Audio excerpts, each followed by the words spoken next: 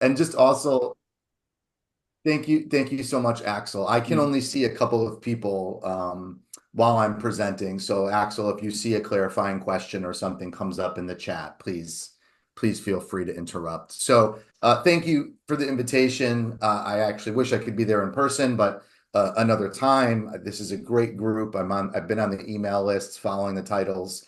It's obviously early here in the United States, but I'm excited to be here. Hopefully, I'll continue to be as funny as I normally am at 7:15 in the morning.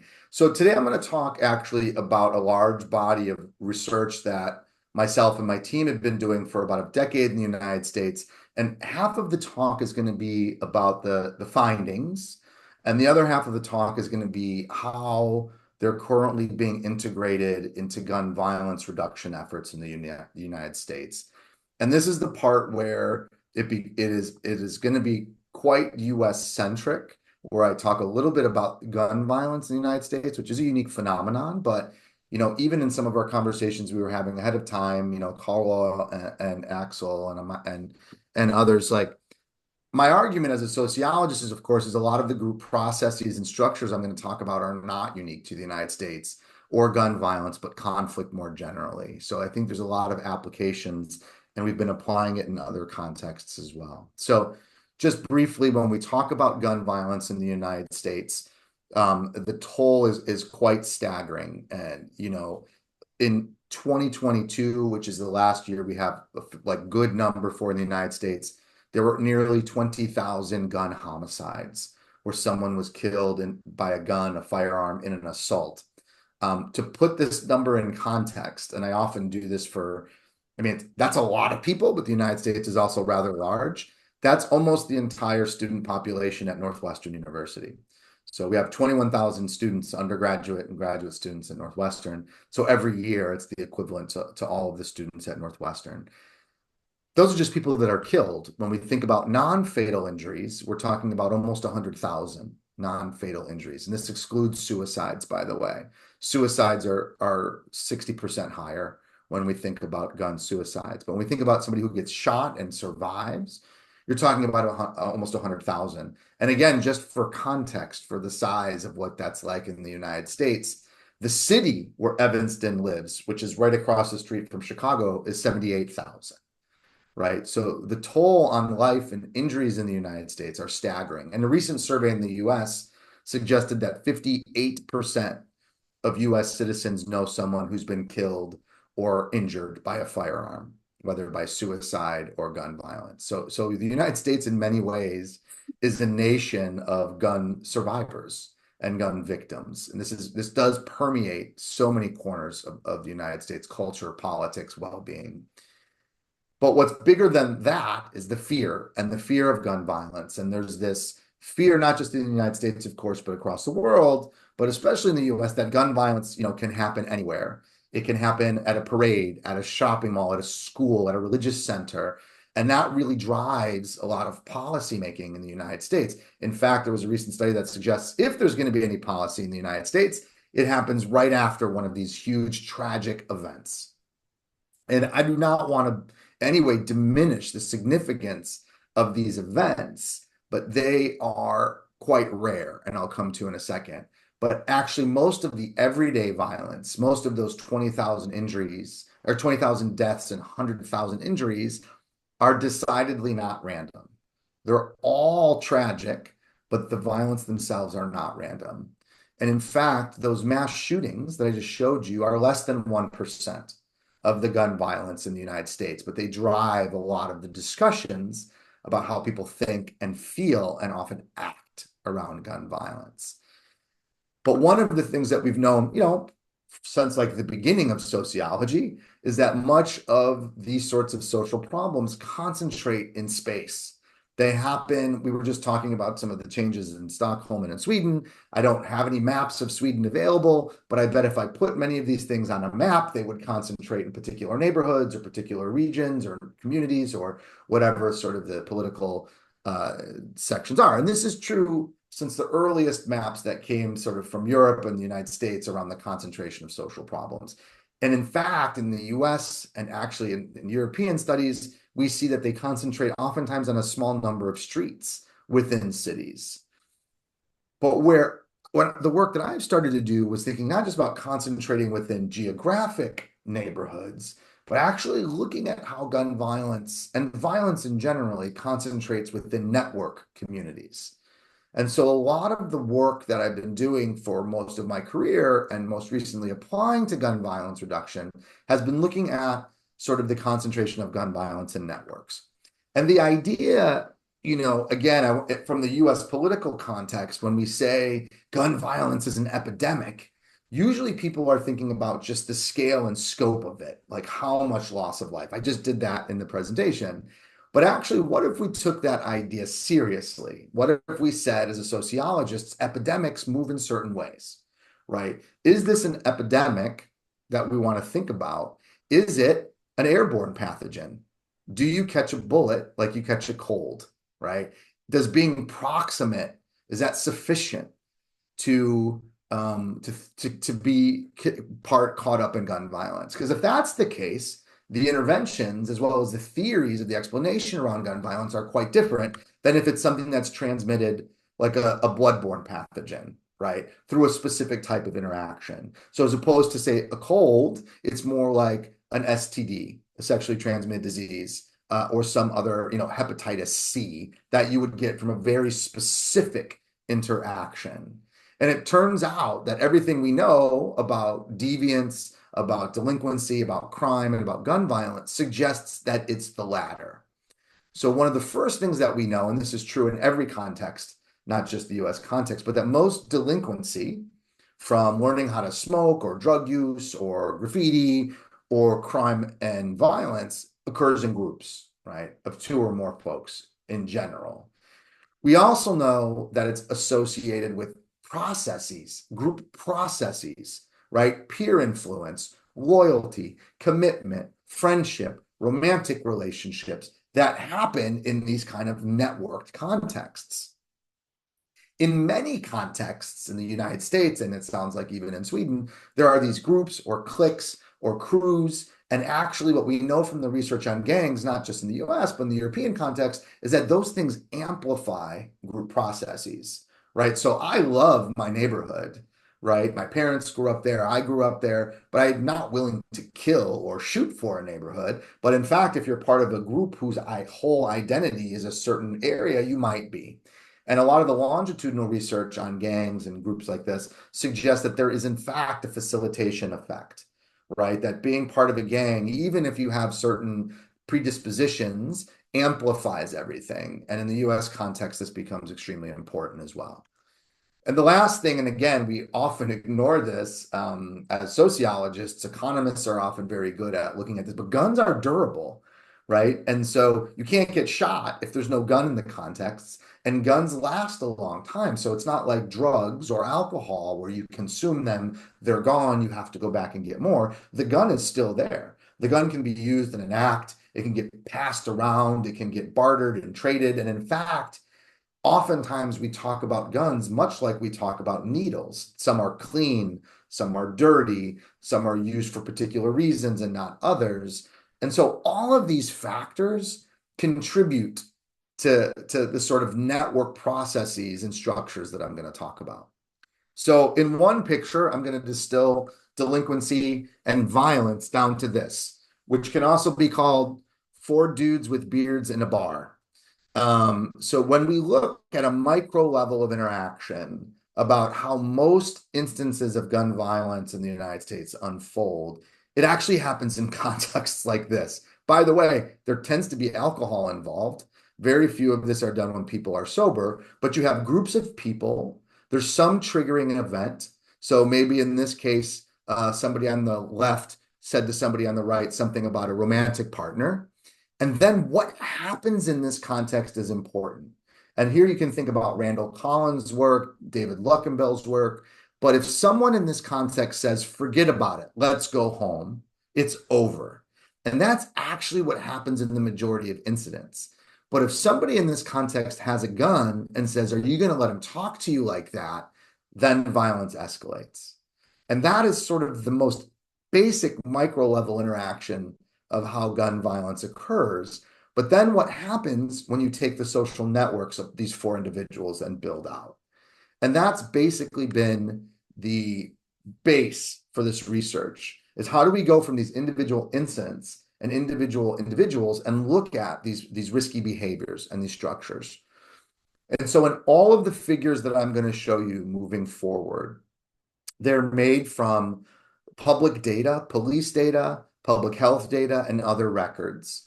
And what I want you to remember is that every node, every circle is going to be an individual, and the ties between them are actually behaviors. In this instance, a record of co-arrest. So if Axel and I robbed somebody, we would be linked through that tie, right? And if Selkin and Axel robbed somebody, they would be tied through a tie and they would string together like a network. So for the network folks online, this is taking a bipartite network and converting it to a one-mode network. Very traditional network analysis.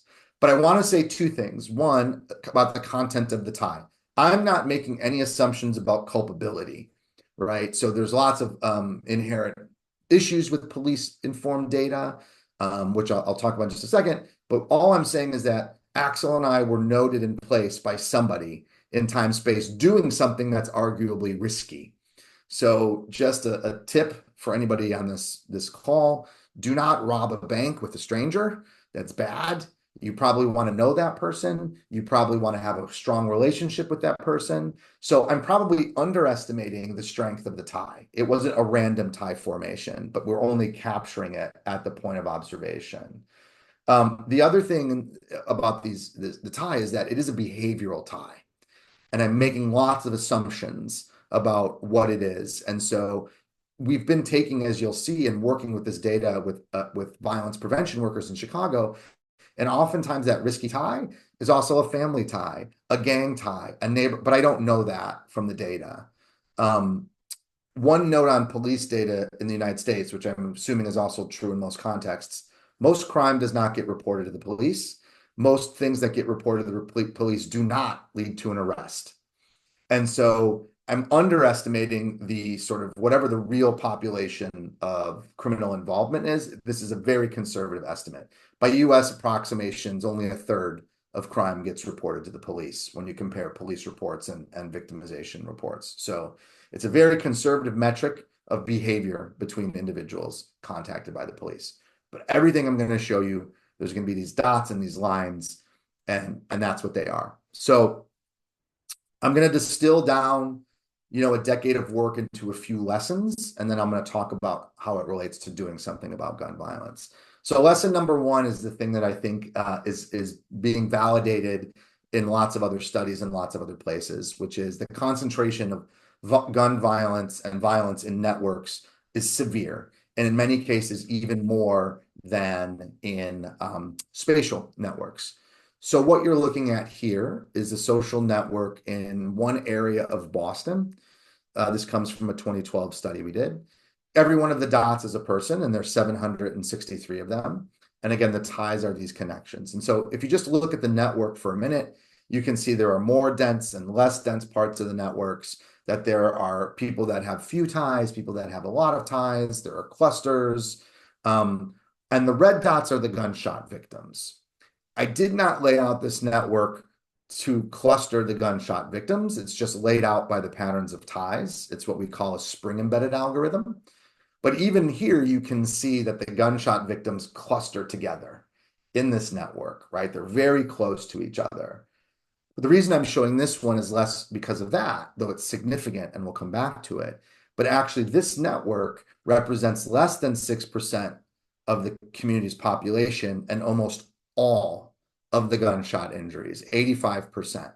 So when you start to think about the phenomenon, even in a neighborhood in the United States that's historically disinvested in, historically disenfranchised, right, disadvantaged, it's not the entire neighborhood that's involved. The entire neighborhood suffers the consequences, the trauma, but actually the people that are involved, that are at risk of being harmed today, are in this very small part of the network. And we've seen this in other cities. Okay, here's Chicago. It's a lot bigger network. It's a whole city, is over 100,000 people in it, but it's still less than 6% of the population. and I'm going to show you some other networks later, you can zoom in to very micro parts of the network and look at 20 people, 30 people, 100 people that are in specific geographic areas or are part of particular crews or gangs.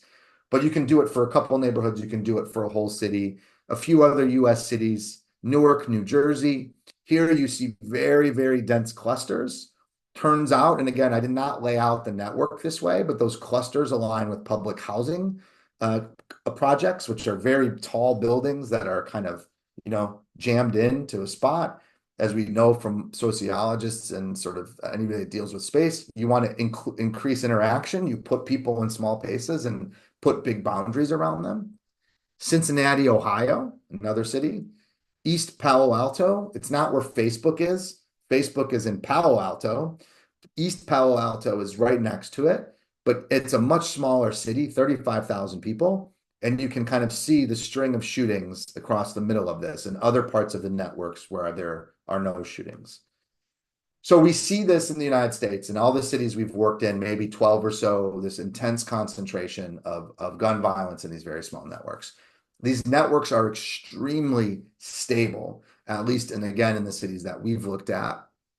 Again, to show you Chicago over a couple decades, from 1999 to 2001. This is in a 2018, 2019 paper I wrote, so I'm not going to kind of spend too much time into it. So the volume changes. You can see that some years the bars are very thick, and in other years the ties are very thin. But actually, when we look at the correlation, and this is the Moran's eye, the spatial correlation, it's 50%. When you go 4 years, 10 years out even, it's just amazingly stable. Now, just to spend a moment on the stability of these networks, remember, individuals leave, right? And so people get shot and die. So what's happening, which we talk about in this paper, is that the structures themselves within neighborhoods are what are stable, right? So Axel might get shot and then Andy might take his place almost. So there's something that's keeping at a spatial level these networks intact. And we were talking about ahead of time, things like what schools you go to, what groups are in your neighborhood. Do you have access to leave a community and move?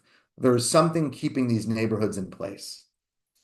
So these neighborhoods concentrate, they're stable. The thing I want to talk about next from an epidemiological, but also just when we think about things like peer influence, is how exposure matters. In a very crude sense, what we did in that very big Chicago network was look at the exposure of every single individual in the network. So for every one of those dots, we looked at the ego, the person in the middle, and we would say, well, 40% of their network was victimized. Okay. And then we looked at that effect controlling for everything else we had on an individual's probability of victimization. And here's what we found. So going on the x-axis from left to right, you go from no exposure within 2 degrees to 100% exposure. All your peers have been shot. And then from top to bottom, you're going, I have no probability of getting shot, to I have a coin toss getting shot. And when you look at the axis tells much of the story around segregation and inequality in the United States. Young Black men have the highest rate at baseline with no exposure, which is 11%, which is insanely high, just to be clear. And you go from there to Latino gang members, to Black gang members. You can see the gang effect very clearly. So Black and Latino gang members have the highest risk. And the greater the exposure, the greater their risk of themselves being victimized. So the more people around you that are being shot, the greater your probability, much like a pathogen when we're trying to figure it out. We'll come back to the pathways in a second. But again, in the kind of context, here's where Russian roulette sits in the United States context, about 1 in 6, right? So for many Black gang members in Chicago, their risk is higher than 1 in 6.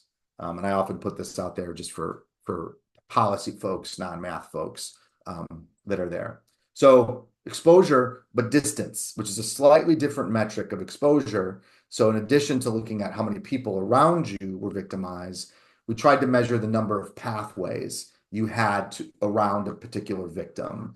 So here's ego that has two victims in their network, one immediate, one a handshake removed. And again, when we think about other research on networks, a friend of a friend is pretty palpable. That's somebody you would meet at a party. It's a +1 to a party. The friend of a friend of a friend starts to get a little bit more hazy, but we measured kind of all the distances. In this case, their average distance would be about 1.5. And again, in Chicago, and we've done this one, and we've done this in Boston, we've done this in New Jersey. Here's the mean geodesic on the x-axis. So it's a reverse metric of distance. The lower the number, the closer you are. So a 1 would be one handshake, a 2 would be two handshakes, and so on and so on. And then the y-axis is, again, the predicted probability. So what you can see is that the most acute risk above the sort of Russian roulette level are confined to folks that have very short geodesic distances, right? So that this quadrant that I've kind of highlighted, the upper left, those are the people that have a higher than 20% victimization odds, right? In the next, we'll talk about time in just a second. This is the most severe of the most severe. By the way, the people below the red line are also at crazy high risk, but at the same time, it's this quadrant that's the most acute in terms of risk. And we'll come back to what that has to do with interventions.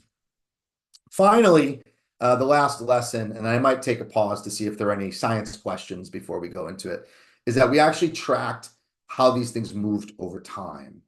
So what we did was we took a look at this network in a 2017 paper in the Journal of the American Medical Association, and we looked at the timing of particular events as they cascaded through these networks. So here are 3 examples. We looked at one shooting that happened in May of 2009, and then we looked at subsequent victimizations of people that were tied to each other, kind of adding a decay function and trying to figure out if these things spilled over. Now, I want to be clear, this is not about retaliation, although some are. This is actually simply about exposure and movement.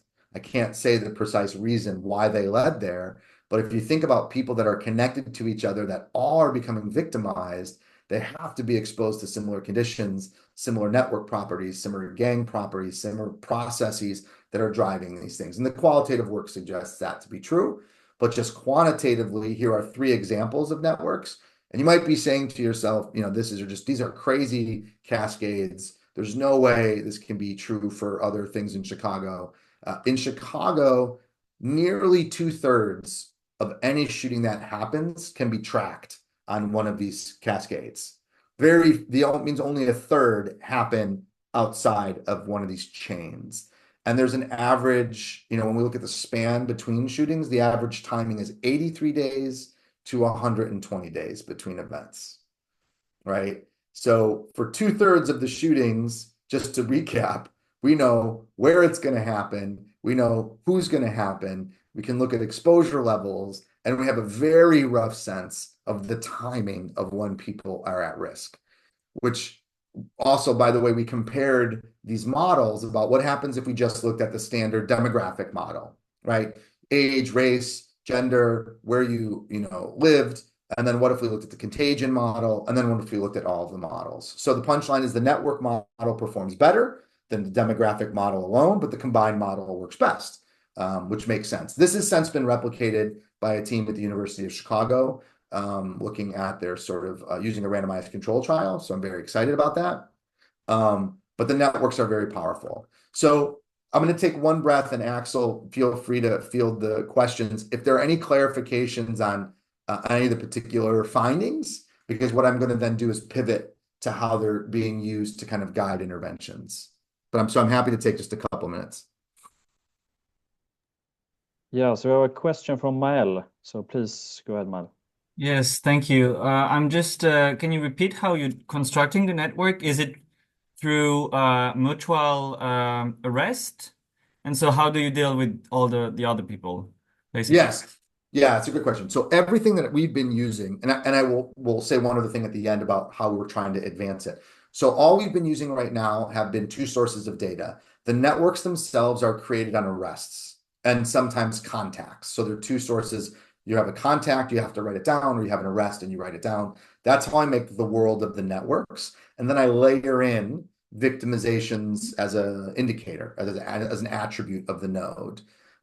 So there's separate sources of data that are layered onto each other. Right now, we're in the process of fielding some ego-centered network surveys.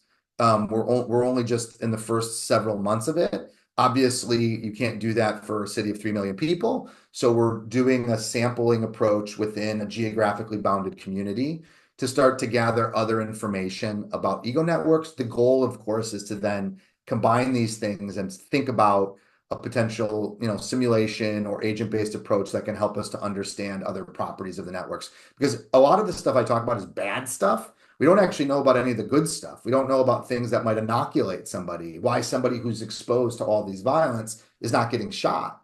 And so we're going to try to do that, but we're just in the field with that. Thank you. Thank you. I have a question from Jacob as well. Yeah, just a very direct follow-up on Mael's question. And so when we're talking about the sort of 6% of the population that's being represented here, when we see the network diagrams, we have a kind of big component here. And so is that the stuff outside of that,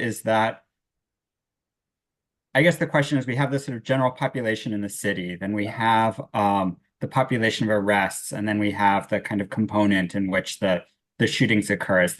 Does the 60% refer to the population of arrests, the population as a whole? And either way, kind of how do those fit together? Yeah, great question. And thank you. Sorry for not being clear on that. I get excited and I take for granted all of No this. I worries. think the first kind of question about having a large component, the reason that's very exciting to me is it could basically fits a lot of other social network distributions, right? So the co-arrest networks and the co-offending networks, not just the ones that I'm looking at, but there are groups of scholars that kind of study these things. The good thing from a science standpoint, not a good thing for the world because we're talking about offending, is that it actually follows sort of patterns we see, which is there tends to be one large component and a bunch of other smaller networks and a lot of isolates. So I usually suppress the isolates because most folks are isolates. Most folks that get arrested for doing something stupid or whatever the case might be, and they never kind of get it. So when you start to look at the smaller networks, including the large component, those are individuals that get arrested multiple times or with multiple people. And they do kind of represent a subpart of the entire population. So to answer your question, when I say 6%, I mean 6% of the entire community's population. Okay. Right, are in those co-offending networks is what I'm referring to, or the city, right? 6% of the entire city are in those networks that we're seeing. And then, the victimization is for the entire population again. So that 6% of the entire community population is actually involved in 85% of the gunshot victims in the entire community. Right. Or another way of saying that is 85% of all the gunshot victimizations in that community are happening in that small network, most of which are the large component. But the other thing going back to the importance of understanding more is like the difference between a small network and the large component is just one more tie. Right. And so just might not be, it might even be bigger. We just don't have a tie or not. But I don't have anything but ground truth on that. Okay, thank you. Yeah. Yeah, so since we have a question in the chat here as well. Great. I can read it out loud for everyone. For those gun violence incidents happening outside the identified clusters, are they related to the migration of individuals from the clusters? Are the individuals belonging to those clusters taking violence with them and forming new clusters? That is a great question. In some of the things I'll talk about in just a second, what we've been doing is taking these diagrams on a smaller scale with violence prevention workers to, because I don't know, I don't know anybody in these networks. I do now, but for me, it's trying to understand and humanize them. So it turns out it can be both, right? So we now have been looking at these things and you see, say, cluster here and a cluster here, and they might be 4 geographic neighborhoods away, but there might be a family connection where somebody, lives here, but they're always hanging out here. And so they are bringing things with them, right? From their neighborhood to this neighborhood. There are also instances, again, I'm not sure if this is making news outside the United States, right now there's a big influx of migrants from Venezuela, Mexico that are being pushed to the cities on the border of the United States from Texas to Chicago, for example. And over the last 2 years, Chicago has received almost 40,000 migrants who can't work, can't go to school because it's the United States and we're weird. And they are disrupting networks in a fundamental way because there are a lot of young men who can't work, can't go to school, need to make money. And it's like gangs 101. They're all of a sudden, for example, you have Venezuelan young men, and Chicago doesn't have a lot of Venezuelan population, but we have a lot of Mexican and Puerto Rican population. They're now sort of coming into contact and potentially conflict. So the answer to this question is it can be all of these things. And what I'm just showing are the larger structural manifestations. To answer those questions, we really have to drill down, and we're trying to do some of that now, which is having a big impact on some of these structures. Also, the structures are change. One of the last things I'll say about this is a lot of housing projects in Chicago were knocked down, and that'll have an effect on because a neighborhood that exists doesn't exist anymore. So what happened to those people? Did they leave? Did they spread out? I'm working on that right now with some graduate students to see what happened when the housing projects came down earlier in the year.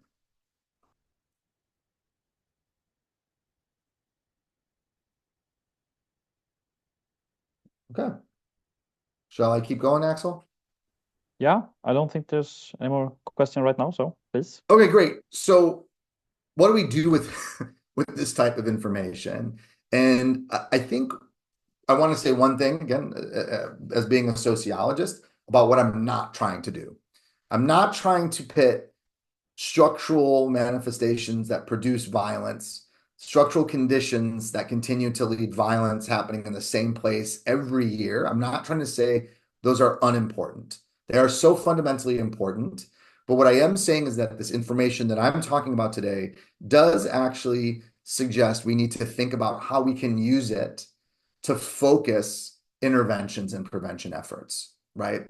So again, in the United States, a lot of gun violence prevention or policing efforts suggest going very broad, right? Making lots of arrests or doing lots of kind of things for the whole world. But instead, what a lot of the network phenomena suggests is you can have an immediate short-term benefit by focusing, right? By focusing on these networks and parts of the population that are in harm's way. And if you treat it, and I also just want to make a note that you may have not noticed, I've only been modeling victimization. I've actually not been modeling offending, right? And in the United States, the population is the same. So the person who is being victimized is also often the person who's involved in violence in different ways. And it shouldn't matter. If you go into the emergency room in the United States with, a gunshot, it shouldn't matter whether you were arrested for something earlier. We should focus on saving your life.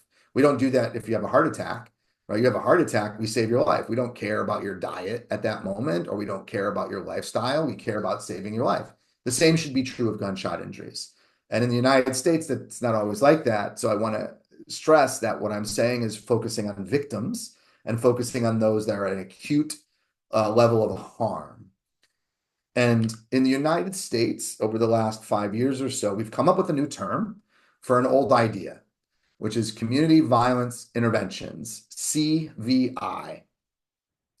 So I'll talk about the history of this because I'm a nerd, but I want to underscore what it is. So this is using community-centered organizations, local organizations, whose effort is to try to reach those individuals most involved in gun violence, the people in the networks I just showed you. Oftentimes, they're using individuals that have their own lived experience. They might have been incarcerated, involved in gangs previously. They might have shot or been shot. So you're using what's oftentimes called credible messengers or other sorts of organizations that have social capital in a community to go out into those networks. Because those guys in the networks that I showed you, they're not in school, right? They have been locked up or locked out of most of our other systems in the United States. I should also say something which I take for granted. But most folks don't know the average age of individuals in the network and the average age of a gunshot victim in Chicago is 27 years old. It's much older than most people think. So if you're 16, you're still in the school, you can still be in the school system or the family protective system, which is not always good either, but you have access to different things if you're a kid. When you're 27, you don't. And also, many of these 27-year-olds also have their own children. And so this is the population this new interventions are starting to focus on. And for the first time in the United States history, these are getting millions and millions of dollars to kind of develop these sorts of interventions. But it's an old intervention. I had mentioned this goes back to the settlement houses in the early 1900s. The pictures I'm showing you are from the 1950s on Chicago. And again, what you see young men that are from a neighborhood out in the street. They used to be called street outreach workers, detached workers, curbstone counselors, violence interrupters. So some of you have probably known or hear about the Cure Violence model. So the Cure Violence model was also not new. It was sort of a continuation of this tradition, but framed in a public health context. So this has been going on in the United States for 75 years. Over the last decade, oh, by the way, for that first 75 years, most of the research was not focused on evaluation, but there have been some evaluations. And the summary of the evaluations are sometimes it works, sometimes it doesn't. And there have been a couple instances where this approach has made things worse. But most often than not, the results are null or mixed, right? Which is just for context, only 8% of clinical trials succeed. So, I think when people talk about it in this context, people, oh my God, sometimes it doesn't work and we're pouring all these, well, we pour money into clinical trials constantly and to try to find, a drug or a solution to something, or policing interventions often don't work, but in this case, when we talk about something that doesn't work, people really, are kind of more concerned than they should. So there's been a sort of reactivation, a reorganization of this type of work. Here are some of our partners in Chicago. And what they're trying to do is use that outreach element, using the individuals I talked about, outreach workers, violence interventions, to reach people, get them to stop shooting, mediate peace, broker things, and then add on other behavioral, therapeutic, and health elements on the end, right? So to go out to find individuals to sort of stop violence, to interrupt violence from the Cure Violence perspective, and then subsequently make sure we can lead to other sorts of services and treatment if individuals are amenable to it. For a minute, we had mentioned in the introduction, I had started this research center in Northwestern called Corners, the Center for Neighborhood Engaged Research and Science. The idea is that our projects are all built in collaboration with a partner. In this case, for the last 8 years, we've been working with these sorts of organizations that I just mentioned, this community violence intervention. And a lot of them, which I'm going to talk about, have been using these sorts of networks as a guiding principle, and in some cases now explicitly kind of using them for points of intervention. So I want to talk a little bit about these interventions and kind of the lessons that we're learning. I'm about lessons today. I don't know why. It seems like a good organizational sort of moment. So what you're seeing here is the growth of these interventions from 2017 to 2020. There's been continued expansion since 2020, but the largest expansion of these programs has happened across this sort of time period. And again, Chicago is a city of 3 million people. On the east of Chicago, sort of where you see the curved, just for those of you that don't know the city, the sort of curved part of the map, on the right side of the screen, that's Lake Michigan. And that little island, that's O'Hare Airport. So if you see the little island that's connected by a thin line, that's the airport, and the lake is on the other side. So some of these geographic communities that you see, these boundaries, they're quite large, ranging from 30,000 residents to 100,000 residents. So they're big geographic areas. And the different shadings are coverage areas for these organizations. And in this group that I'm talking about, CP4P, it's actually 20 or so organizations, but they've standardized training. They've standardized practices. So all of their workers are going through training and certification processes. They've standardized pay so that even though organizations are operating in different parts of the city, they're now sharing best practices and they're sharing information. They're coordinating interventions. So for the person, Sudeep, I think that asked the questions about clustering. If clusterings are connected across the city, there's now a mechanism for people to coordinate a response, which is new in the city. Historically, I could have showed you this and talked about a gang map, and these organizations would fight with each other for resources or attention, but instead what's happened is this amazing collaboration. So we've been tracking the growth of this program over time. And I want to say that some of the initial excitement and successes, which I'll talk about, have led to an effort for our governor, who runs the state of Illinois, and others to say, well, we need more. Because right now there are 300 outreach workers in the city. Compare that with 12,000 police officers, right? So what size does it need to be? Does it need to be 12,000? Maybe not. But does it need to be 2,000? Maybe. How many are needed to cover that network I showed you, right, of 100,000 people? How many outreach workers do you need to navigate that space? That's the question on the table in Chicago right now.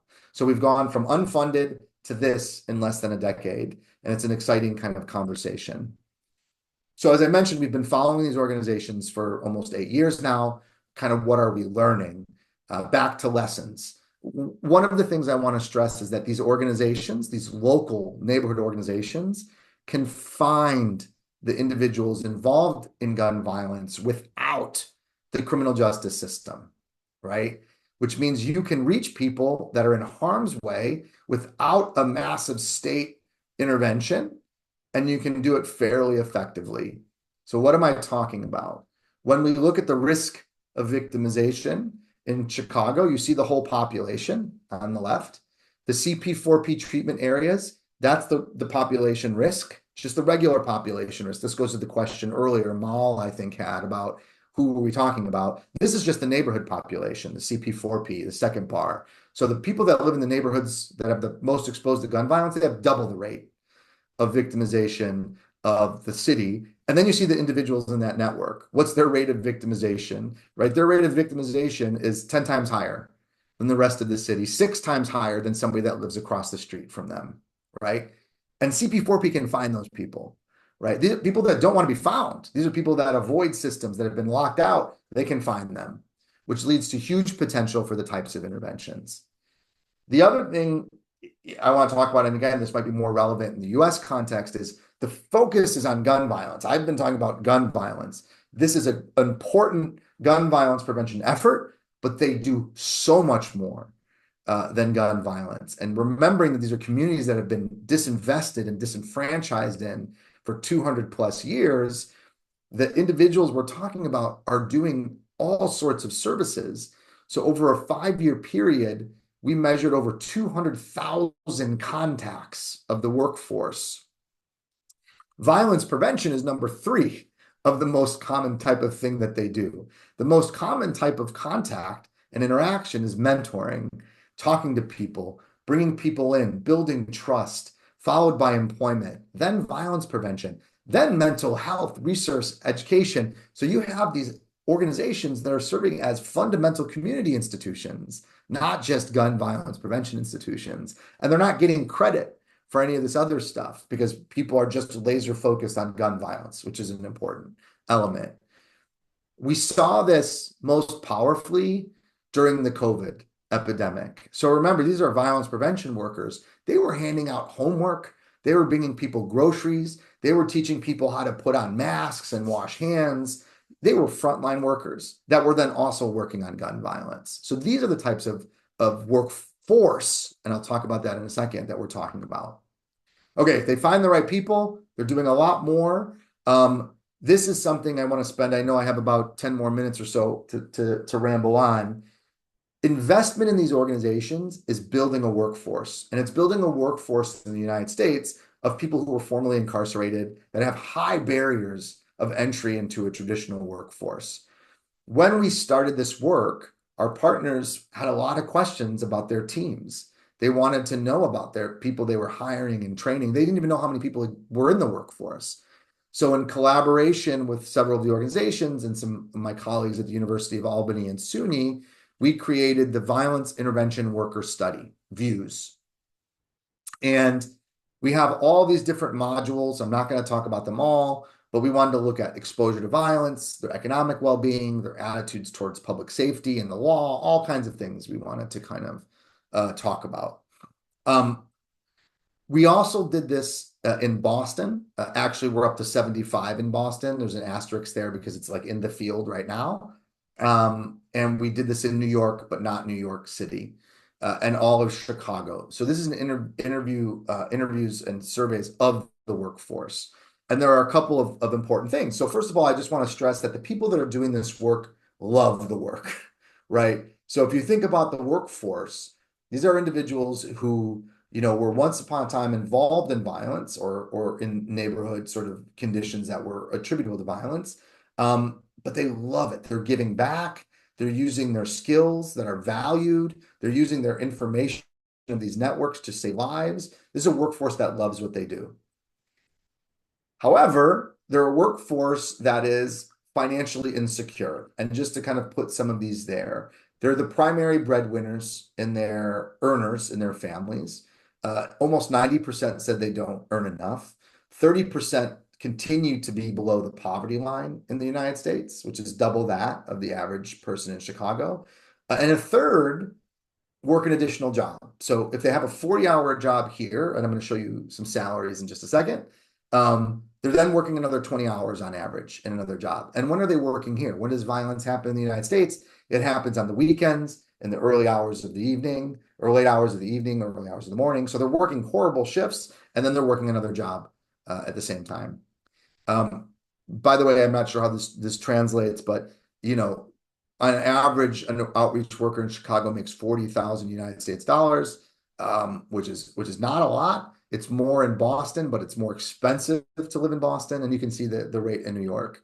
And these are the average number of extra hours the outreach workers are working, another 20 hours a week. So they're working like 1.5 jobs, full-time jobs. And you're going to see how that layers on other sorts of conditions. I should also say a third are housing insecure. They're living with relatives. They don't have their own home. And that also kind of relates to it. But the job is hard. You know, the work is hard. The work is depressing. 40% say that the job interferes with their home life. And you see 80% say that it interferes with their family life. And part of the reason this is true happens to do if we think about where they're working. So the whole goal of these sorts of interventions is to penetrate those networks I showed you in the first half of the talk. We are hiring a workforce because they were used to be in those networks, and we're now sending them into those networks to stop violence. That's part of the intervention. Doing so takes individuals who are already traumatized, potentially, putting them in networks where violence is currently happening. And so we've had a series of published studies. I had a piece that came out in Scientific American that kind of summarized it, co-authored with one of an outreach worker as well, Jalen Arthur. So you should read it if you get a chance to summarize it. But when we look at exposure to violence on the job, right, while they're going about their work, a third of workers in Chicago and Boston have seen somebody shot while they are doing their job, right? So that's 30% have seen someone shot. 25% has seen someone killed or been at the scene of a shooting right after a killing in front of them. 20% have been shot at on the job. So they're standing there, they're trying to get people to not shoot each other, and they're in the crossfire. And actually the scene that starts that essay that I mentioned to you talks about somebody who got shot accidentally while he was running to try to grab someone, right? And then 2% in Chicago, and thankfully another 0 in the other, had been shot while doing their job and hit while doing their job. This is double that of police officers in Chicago. So that, of course, leads, and some of the academic papers, to It's not post-traumatic stress. It's just traumatic stress because they're still in the environment. They're not extracted from the environment, and secondary stress, secondary traumatic stress. And we have all the scales in there. Almost half of this workforce have one symptom, and most have multiple symptoms of post-traumatic stress. So there's a workforce in need. Here's the good news, the emerging good news, is there is evidence that it's reducing gun violence at a community level and at an individual level. And so coming back to this map, my colleagues and I leveraged the timing of expansion and synthetic control groups to create a quasi-experiment in Chicago. And so essentially what we did, and this is a stylized version, was we looked at the treatment areas, we eliminated some buffers, and we created a weighting system that selected census tracts from across the city that we could create essentially composite control groups. The matching is good, but not perfect because it's the real world. And because these programs are not amenable to randomization, because oftentimes they start politically, funding happens, and they're rolled out because of need. So we get pretty close. And this is a method that's been used in similar studies, and we've kind of advanced it. So what we then do is we look at the comparison of the treatment group and the synthetic control groups. And so here, what you're looking at, A, B, C, D, the alphabet, those are different organizations that were in that map that I showed you. And S and R, the two dots, are just a standard model and a robust model, kind of looking at the time series. And so this is about slope changes after the intervention. So if you're below 0, you had a decrease or lower rate than expected to your comparison group. And if you're above 0, you had a higher or an increase compared to your comparison groups. So what you can see, I hope, this is a paper that's currently under review. So if there's a reviewer here, please be nice. If half of the organizations that were part of this intervention, half had decreases or lower rates to the comparison group, one had a higher rate. So the good news is this is better than previous evaluations, previous interventions, in that there were more groups going in the right direction, and there was one group that went kind of in the wrong direction. And then what we did was we looked at, could we count how many averted shootings? And the estimates were about 486 fewer homicides and non-fatal shootings during the study period, which is about 7 or 8 a month, which I don't want to purely put an economic cost on it, is huge, right? 7 or 8 families a month and individuals a month who have avoided injury or death is just a massive saving of life on all dimensions, including economic. So one other study, and then I'll conclude, and I think it'll be pretty close to time. We did a very intense evaluation on a program called Chicago CRED. Chicago CRED is a very well-resourced, very well-planned program, and it starts with intervention, and it goes through 3 to 4 phases. And people are selected from groups and gangs in this outreach process we described, and then they go through a vetting period, a mental health period, a workforce training period, and they're paid.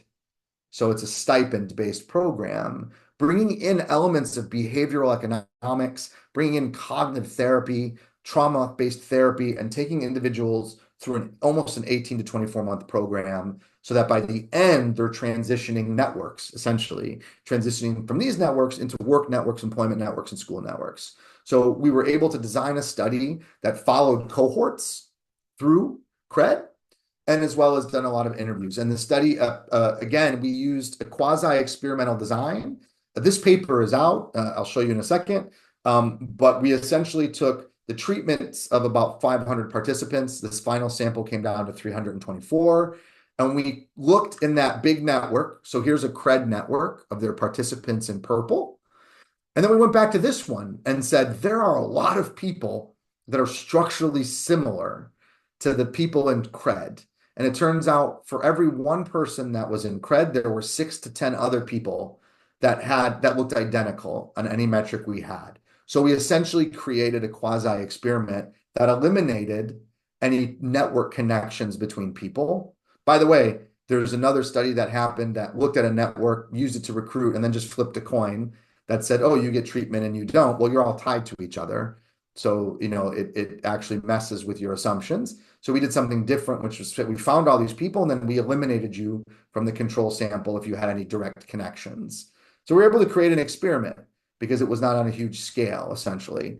And here's what we found. So when we looked at gun victimization, the punchline there was it went in the right direction, but it was not statistically significant. And I'll come back to that in a second.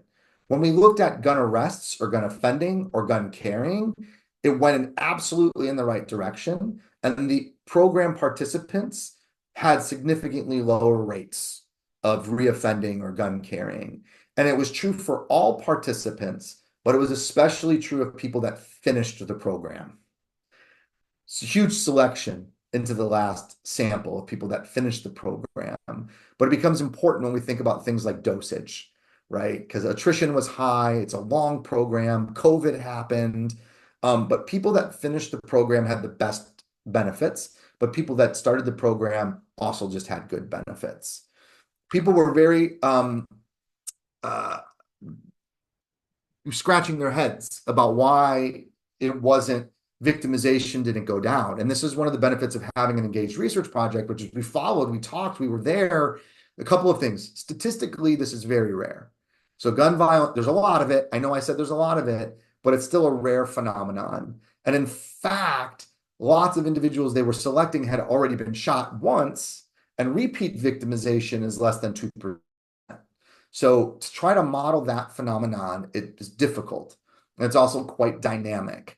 But the most important striking thing we learned was that when we looked at the cases, we went back and looked at the cases of CRED participants who were shot. And they were shot while they were waiting for the bus to go to work. They were shot on their way to the program. They were shot doing things that had nothing to do with the activities they wanted them to stop doing. And a participant described it like this: we're playing defense. We stopped carrying the gun, but the whole rest of the neighborhood is playing offense, right? So even though they're doing the program, they're engaging in behaviors that we want these participants to engage in. There's too many other people in that network that aren't. And they see Andy, who used to be part of this gang, stop playing the game. Well, they don't know if he's faking or not. And you're still kind of pulled in, which goes to the depth of how deeply ingrained those networks are kind of into the city. I'm showing you something that I love to close here. This is a mural on the wall of now a training academy for those outreach workers. So just this past year, they standardized the training. They created a learning space where all of the outreach workers in the city that are exposed to these high levels of trauma that are doing this work can come for training. They now get credit, educational credit for going to training. They're now seeing the field build and develop. They're looking at wellness programs. All of these things are happening now in a space that looks beautiful, and not just happening in the basements of old buildings and things like that. And so when we think about the future of this research as well as the practice, a lot of what's happening is the building of a field that has potential. It's not perfect. We can't tell you when it works yet. We can't tell you why it only works for a certain part of participants yet. But what we are trying to see is that the building of the civilian infrastructure or this public safety almost ecosystem is starting to play a big role in cities in the United States. And I think the science needs to accompany it. The science needs to move beyond evaluation and start asking these questions about mechanisms, about the work itself, about community level interventions. So even the lesson with CRED, okay, so we've got this network, we're in this network, right? We're doing things in this network, and it's not having these huge effects. Well, one, most interventions don't have huge effects, but those networks are really hard to change. If there are any network analysts on this call, when you look at, it's a horrible phrase, but when you look at network attack algorithms, to dismantle a network of this size and density requires a massive intervention, right? And I'm not talking about a law enforcement intervention. It would have to be a housing, a school, intervention simultaneously, so that I just don't take the role of somebody who just got into a program, right? And it's the truth for law enforcement. So if law enforcement makes an arrest, someone's out of the network. If I just go right back in it, it's the same if somebody goes into CRED and I just go right back in it, right? So there's this cycle that's happening that also needs to be considered. And with that, I'll stop talking. Thank you so much for your time.